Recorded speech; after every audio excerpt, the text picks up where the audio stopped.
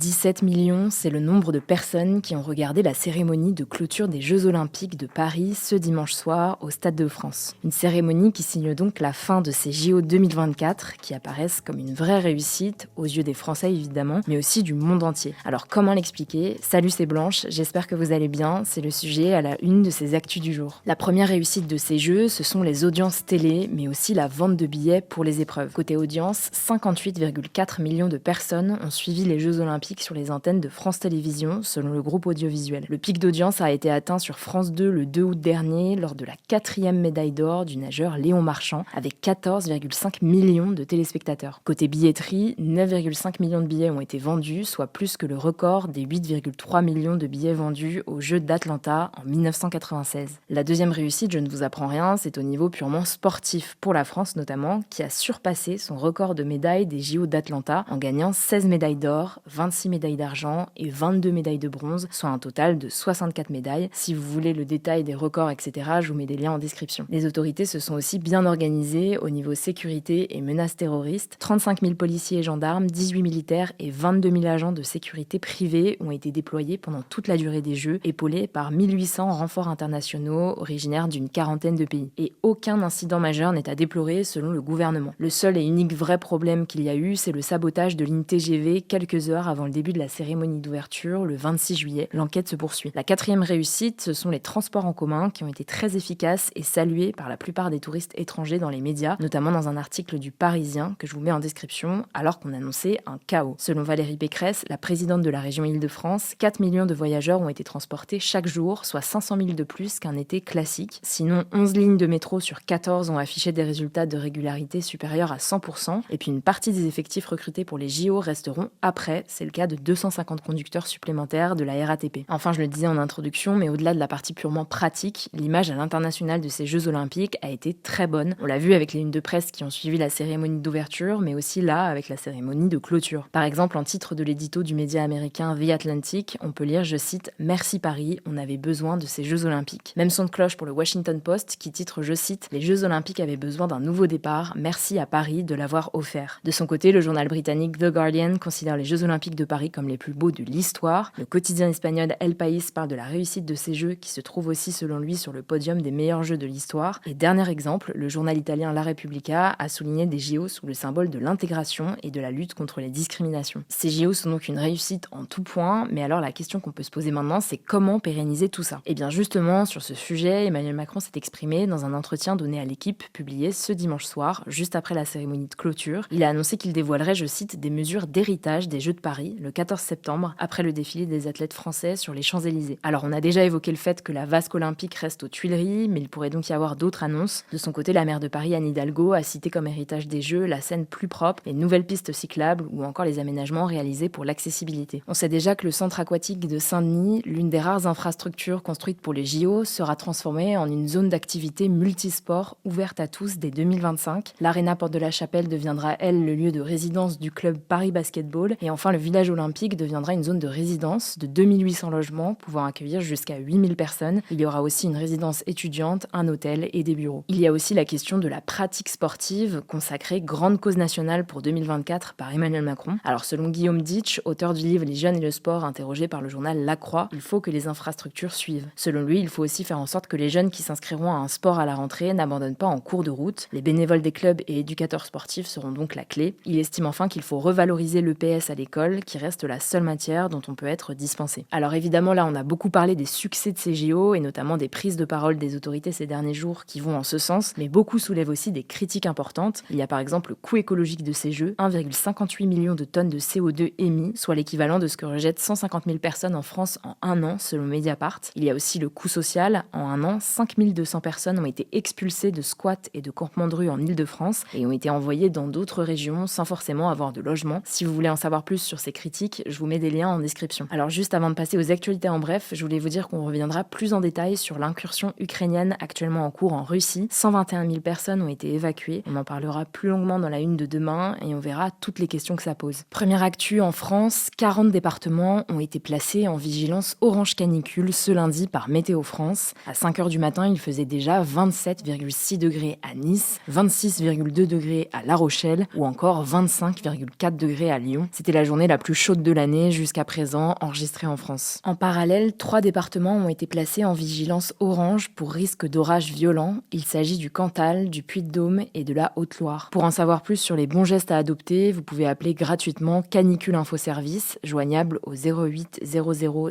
06 66 66 de 8h à 19h. À noter que les températures devraient baisser à partir de ce mardi. Deuxième actu, toujours en rapport avec la chaleur, mais en Grèce cette fois-ci, où des incendies intenses et parfois hors de contrôle ravagent le pays depuis quelques jours. La situation est telle que le Premier ministre grec Kyriakos Mitsotakis a interrompu ses vacances pour rentrer ce dimanche soir à Athènes. En fait, ça fait 3 semaines que des centaines d'incendies ont éclaté un peu partout en Grèce, notamment en Crète, dans la région de Patras, dans la péninsule du Péloponnèse, ou encore dans les montagnes des environs de Cérès, dans le nord. La cause de ces incendies, ce sont plusieurs facteurs météorologiques liés au changement climatique, les températures élevées, les vents qui soufflent en rafale et la sécheresse. Il faut savoir que les mois de juin et de juillet ont été les plus chauds en Grèce depuis le début de la collecte des statistiques en 1960. Les autorités grecques ont notamment ordonné ce dimanche soir l'évacuation de la ville de Marathon, près d'Athènes, qui est menacée par des incendies. Le stade olympique Oaka, dans le nord d'Athènes, a été ouvert pour accueillir les milliers de personnes déplacées. Et justement, la capitale grecque Athènes est encerclée par des feux dans la région de l'Attique. Les secours s'attendent à des jours très difficiles. Le ministre de l'Intérieur, Gérald Darmanin, a annoncé ce lundi l'envoi de 180 pompiers et de 55 camions. On continuera de suivre tout ça. Troisième actu, la France, le Royaume-Uni et l'Allemagne ont appelé ce lundi dans un communiqué commun à un cessez-le-feu sans aucun délai supplémentaire dans la bande de Gaza et à la libération des otages toujours retenus à Gaza. Ils ont aussi invité l'Iran et ses alliés à ne pas lancer d'attaque contre Israël afin d'éviter, je cite, une nouvelle escalade du conflit. De son côté, Israël a accepté de reprendre les négociations pour un cessez-le-feu à Gaza, mais seulement à partir du 15 août. De leur côté, les États-Unis ont pour objectif, lors d'un sommet organisé ce jeudi au Caire en Égypte ou à Doha au Qatar, de parvenir à un accord sur un cessez-le-feu avec l'aide de l'Égypte et du Qatar. Sinon, le Hamas a appelé ce dimanche soir à appliquer le plan en 3 phases proposé début juillet par les États-Unis pour une trêve à Gaza, plutôt que de mener plus de négociations ou d'amener de nouvelles propositions. Il a aussi déclaré qu'il ne participerait pas au sommet de ce jeudi. Depuis le 7 octobre 2023, jour de l'attaque massive du Hamas en Israël, 1198 personnes ont été tuées côté israélien, selon Israël, et 39